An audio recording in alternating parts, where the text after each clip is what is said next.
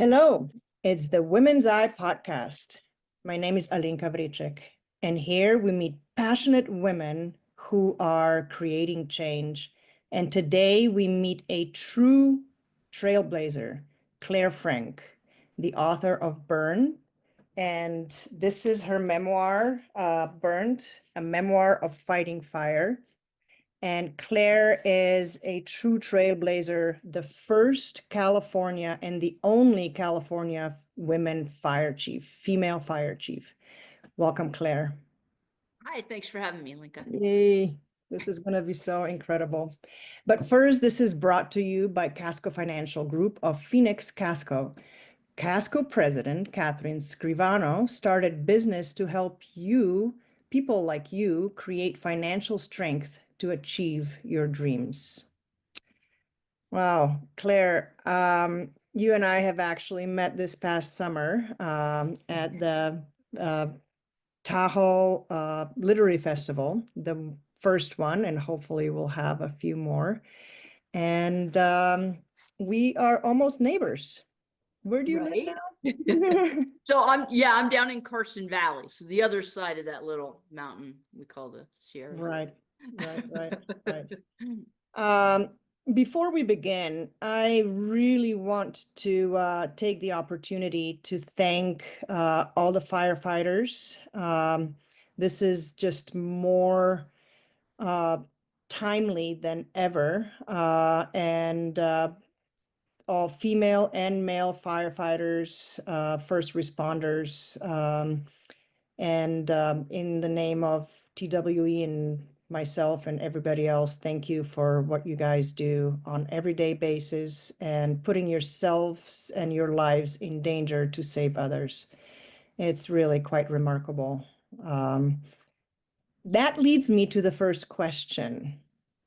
What was the most pivotal event in your life, or who was the most important part of your life that made you go into the firefighting? Well, I think my brother knew he was going to be a firefighter from like age, I think it was 2 or age 3. And so he just pursued that. Like he would draw pictures of himself on the back of a tailboard.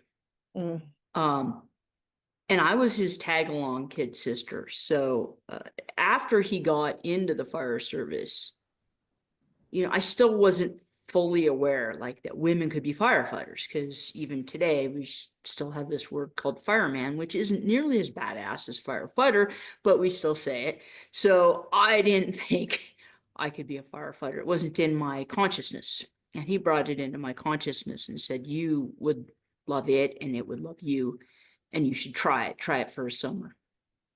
And I did, and that was pivotal. I mean, I was going to go to college and try to play basketball for college and then go be an architect or something like that, because I had really good penmanship. But firefighting, I knew. I wrote this one essay that is called "Love at First Fire." Like that was my calling. It was, my brother was right. It was a good fit. So I pivoted that summer, and it became my career. So I owe that to him, and all the other people that encouraged me, or all the other people that discouraged me, and I proved them wrong. So everyone helped in their own way. Yeah. And how old were you? You had a pretty unconventional childhood. And how many times did you guys change places and schools? And I mean, that's a tough one for the kid. Dad was restless, so we moved. I went to a new school about once a year, so it was. But I like an army brat. Yeah. Except I was just a brat.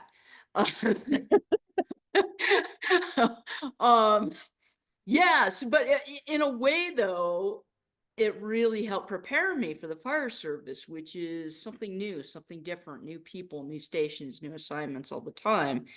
And I had become adept at being a chameleon and fitting in, even if I didn't initially look like what people thought a firefighter should look like. I knew how to navigate that, the system, the social system.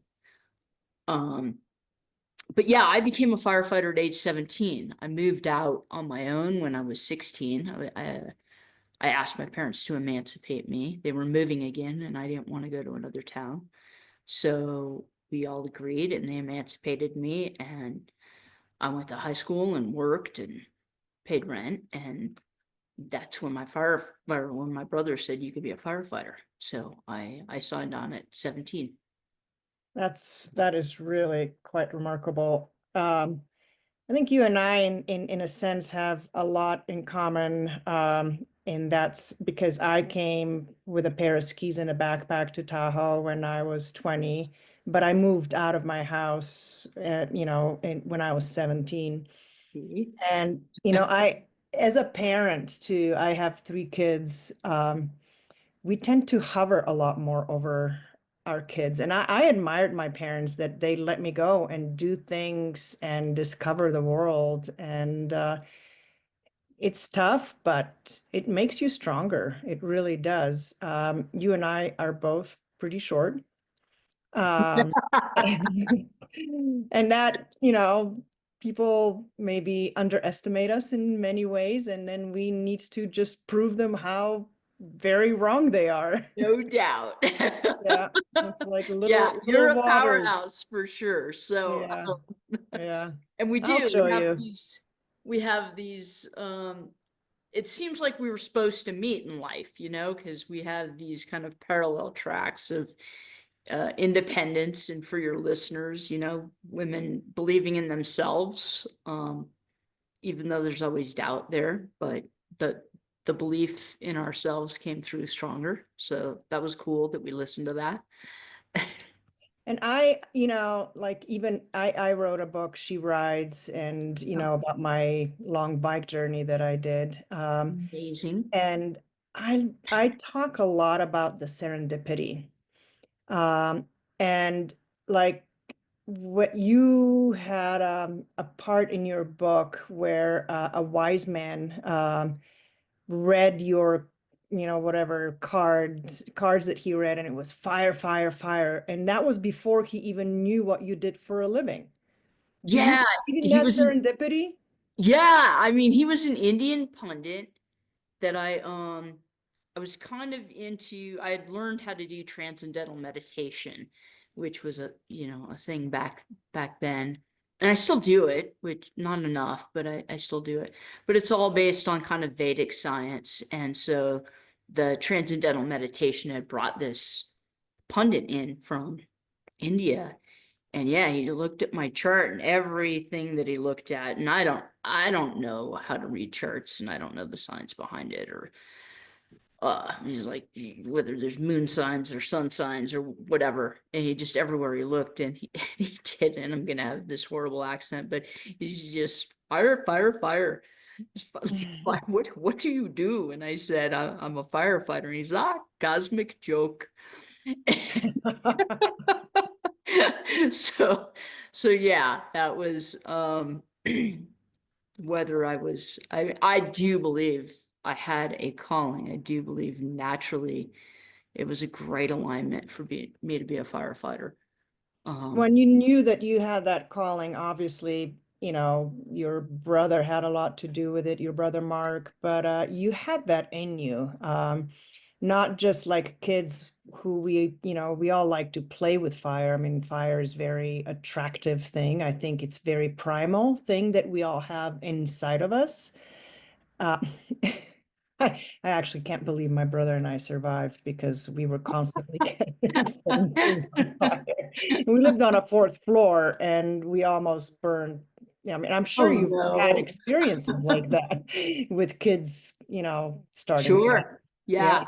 Yeah. Yeah. Um, but, were you aware as you went through the ranks of the impact that you had on other females, and especially women or girls who wanted to be fire people, firemen. I can't say Fighters. firefighters. Sorry, Jesus, my brain blocked. Firefighters. But it was so much against the social norms, and it still is in many ways. It still is. It's still, well, I'll start with this statistic and then I'll answer your question, but still,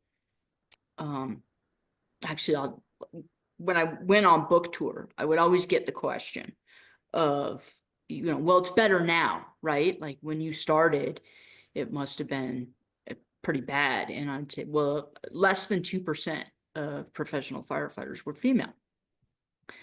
And so I always answer the question with, yes, it's gotten better. That number has swelled to 4%.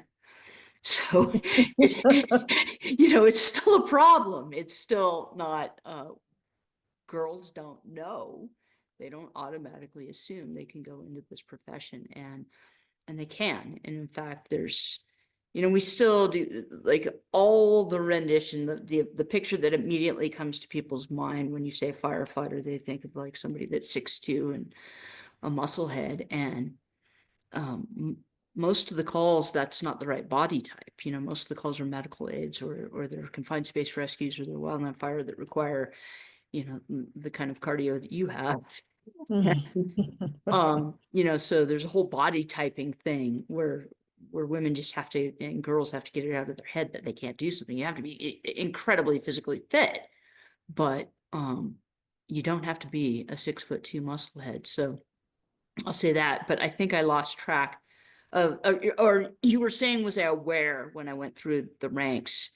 Because you did not just, aspire to change. You really are the change. And that is something that we are maybe not even aware of at the moment. Well, I wasn't at all. I didn't view myself as a trailblazer at all. I was in, maybe like you, like I had a goal and I was going to it, and I wanted to be a firefighter. I wanted to be a really good firefighter.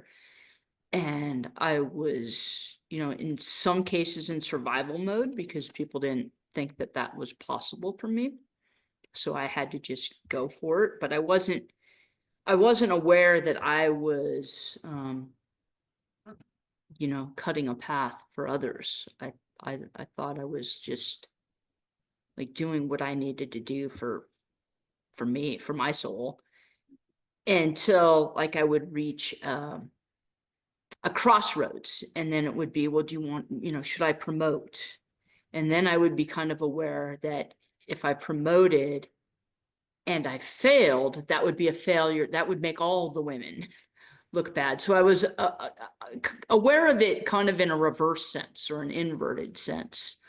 But really not until I made fire chief was I like, okay, now I've maybe made the way a little bit easier because they have somebody they can point to and go, look, she could do it. So maybe I can do it too. But you had to definitely, and we still do in many ways, and on a daily basis, really go against the grain, fighting all the stigma of what women can or cannot do and what they should be doing. And I mean, even just, just listening to your stories about in some ways, like when you're exhausted and you're done fighting a fire of, you've been out on a terrain for 17 hours. That's when you were fighting that Pebble Beach fire, and you just said, screw it, I'm just gonna go in and take a shower with all the guys. Who cares? We're all the same. And I loved that part, but that did not always work out either. I mean, just changing the bathrooms in firehouses, I mean, that's a huge step. And that, that is a huge adjustment and a change in the field. But do we still have a long ways to go? Well, we do, but I think we're actually maybe like some of the current discussion and some of the discussion about gender in general, I think is really helpful as a backdrop, because in some ways, and you see it in some of the TV shows that are kind of avant-garde, where they'll have this shared locker room space, and then, you know, there's no, because that's how they have to film it. If they want all the characters talking while they're putting their uniform on, they figured out we'll do a shared locker room space. And without being naked, which you don't actually have to be naked in a locker room, you know, you do in the shower if you want to get everything clean, but Yeah. providing some private spaces and then also communal spaces that aren't segregated, I think is kind of the wave, is the future of how we have to see this. We're going to do as much as we can to really strip gender out of firefighting, because it has nothing to do with it. It's just tissue. Like, what appendage do you have or don't have, or what lumps are where? You know, none of that makes you a good firefighter or a bad firefighter. What makes you a good firefighter or a bad fire is the will, the calling, the spirit, the drive, the empathy, you know, all the other things that actually matter in firefighting. Yeah, I see exactly what you're saying, and I think I was raised differently. I also had a brother, but we were in a Boy Scout, Girl Scout groups, and we were co-ed. We were not separated Girl Scout, Boy Scout groups. We were taught the same things. Girls do the same things as the boys do. And I think in a sense, that's where Oh, it has to start. yes, I love that. I didn't know That that. That's you good. go camping, and when my daughter was in Girl Scouts here, they wanted me to go to a tea party with her and paint nails and do hair. I'm going, are you kidding me? That's Girl Scouts? I mean, I'm not saying that it was all that way, Right.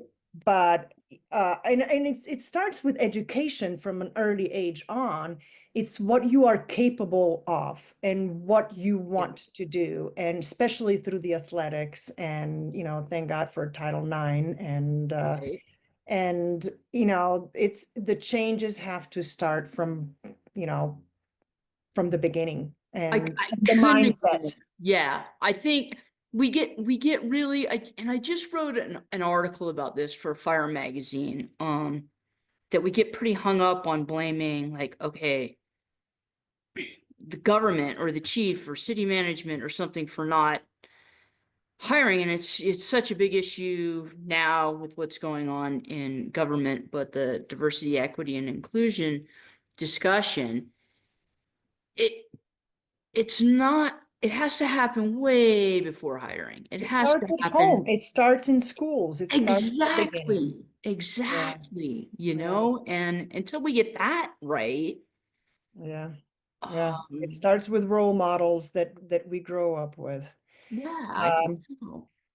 Maybe to just kind of pivot a little bit, because yeah, we talk about firefighters and fighting fires, but that is only one aspect of the profession.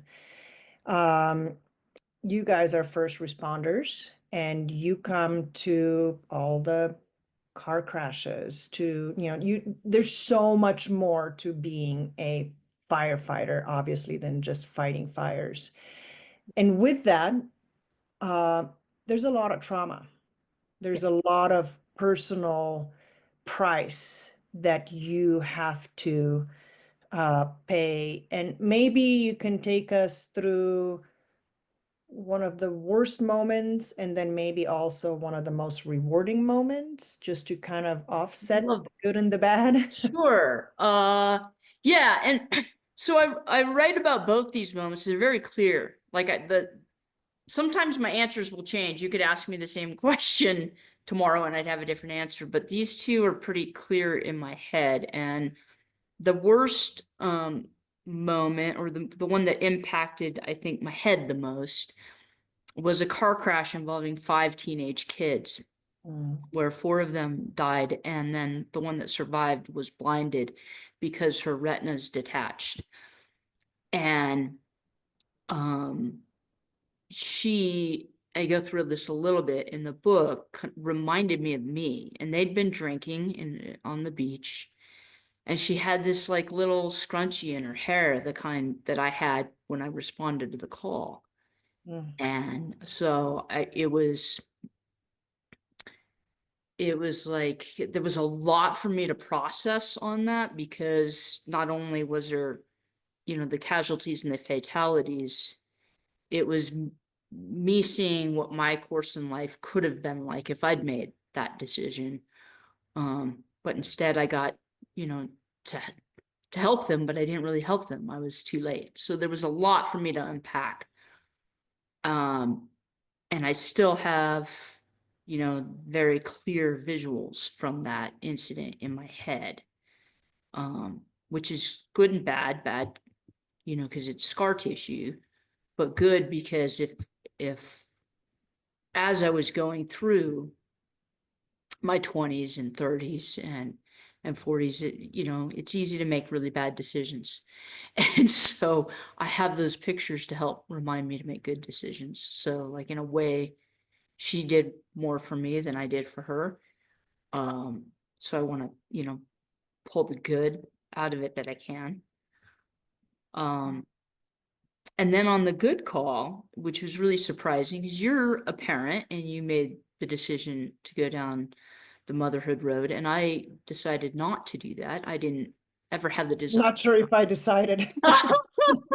Well, I decided, I knew pretty early on that I wasn't. I didn't have that desire. I didn't. If they say if there's a clock that was installed in me, it was digital, and it didn't go tick. So, but I got to deliver a baby, and I got to see and experience in that little moment in time as an emergency responder what the magic is and what the miracle is that I really didn't have exposure to outside of, you know, a more, you know, big, seeing it on TV, or,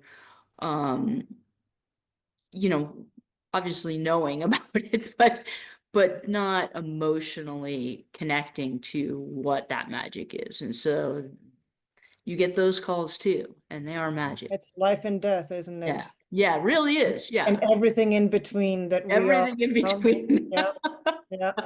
And on that note, thank God for dogs. That's another Oh, one. right. They are our best therapists. Oh my gosh. Yeah, I'm And a cut good out to be a scotch. dog mom, but not a human mom. Yeah. Well, there's something about dogs and their unconditional love. Yeah. Yeah, you definitely. Well, I love that answer. I think, and you know, in life we all have challenges, and it's also how we deal with them. And some people can't, and that's another casualty that in that profession. You know, you talk about that in your book, and then you actually you were injured, and you had to step away from firefighting profession for a while. What did you do? Just sit back and drank scotch and played with the dogs? Yes, no, no, excuse me. I was already in law school when I was injured. I was going to law school at night. I was super active in the union, and I was really interested in labor law, and I wanted to kind of complete my education. And then I got the idea because I was dating a guy, not my now husband, who's a lawyer, but it was a boyfriend at the time. And I never thought I was smart enough to be a lawyer. Like, that wasn't in my future. And then I dated him for a while. I'm like, well, I can keep up with him. This isn't that hard. And he encouraged me to try law school. And so I did. So that, even though I was injured and my firefighting path was taken away from me, is how I felt about it. I had already had this other like kind of thread to pull on. And so I practiced law for 5 years until I fully recovered. And then I got the heck out of law and went straight back into fire. But it brought you did that help you then step even, I mean, it all builds, right? I mean, Sure. it's all cause and effect, and everything leads to something else. And that really, do you think in a way enhanced your career then, as into where you ended up as a fire chief of California? 100%. Yeah. 100%. There, I don't think I ever would have gone up to fire chief. And you gave me credit. I have to say this now, but you gave me credit at the intro of being the only female fire chief in California. I was the first chief of fire protection for the state of California. There are a few other fire chiefs who are female in California, so I just want to, in case your Oh, listeners are like, Samantha, I'm sorry, that's, that's okay. um, I but was a yeah, little I nervous don't. at the beginning. Being a lawyer really helped me learn how to do analysis. And as you go up the ranks, that's your job. Your job is to analyze and implement policies that are good for the people, boots on the ground people. So it was 100% helpful, and I wouldn't I wouldn't go back. I wouldn't change anything. Um, I wouldn't recommend it as, a career path, doing it the way I did it, but you I gotta don't think you be do anything flexible. in a conventional way. Obviously, You you're not neither. that kind of a person. But speaking of policies and implementing, ways of fighting fires, which are getting worse and worse every year. I mean, you also talk about how many times did you say, "Oh, this is the worst one yet?" And yet we have had another worst urban fire in the history, not just in California, but in the States. Is there ways that we can change how we are prepared for urban fires, particularly not just wildfires? Yes. So there's like the really drastic kind of solution, um, is that fire was here first. And fire burned all these lands before we decided to build on them. And so, but we don't like being told what we can and can't do with our property. But the smart move is to not put our homes in fire's path, because where fire has burned before, fire will burn again. Mother Nature is bigger and stronger than the rest of us. So there's that, but that's not really a palatable solution. If I, you talk to the people in LA, I think within 2 days of the fires, they were still roaring. We're hearing, okay, we're going to rebuild. And it's a nice community kind of uplifting, you can't beat us down message, but okay, then this is going to happen again, so we just we just know that.